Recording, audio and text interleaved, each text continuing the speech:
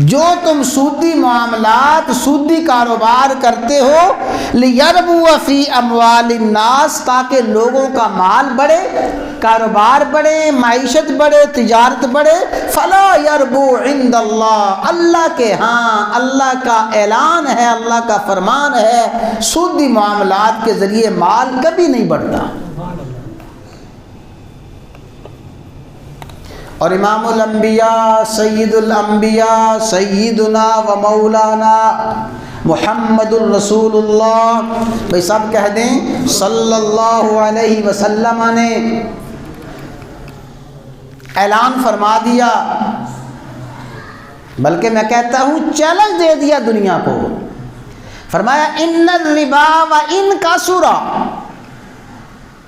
सूद के जरिए कमाया गया माल अगरचे वक्ती तौर पे तुम्हें बढ़ता भी नजर आए, सूदी मामलात में तुम्हें माल की कसरत भी नजर आए, फ़इन्न आक़िबतहु तसीरु इला किल्लिन, सूदी मामलात का अंजाम सिवाय किल्लत के कुछ भी नहीं है,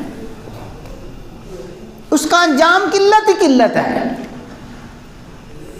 इस वक्त हमारे माशरे में महंगाई बहुत ज़्यादा, भाई महंगाई बहुत ज़्यादा क्यों है? हमारे कर्जे बहुत बढ़ गए हैं, हम कर्जों के शिकंजे में जकड़े जा चुके हैं, कर्जे बढ़ते जा रही हैं, महंगाई बढ़ती जा रही है। अच्छा भाई ये बताओ कर्जे क्यों बढ़ते जा रहे हैं? कर्जे इसलिए बढ़ते जा रहे हैं कि हमारा सूद बढ़ता जा रहा है।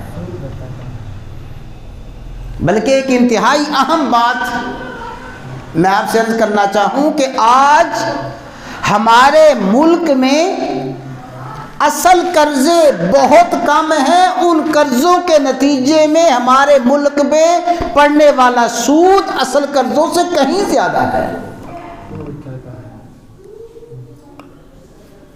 जो हमारे मुल्क के कर्जे हैं कम, उन कर्जों के नतीजे में जो सूद पड़ा वो सूद असल कर्जों से कहीं ज्यादा है। और ये वही मुआशरा है जिसने हमें कर्जों में जकड़ा।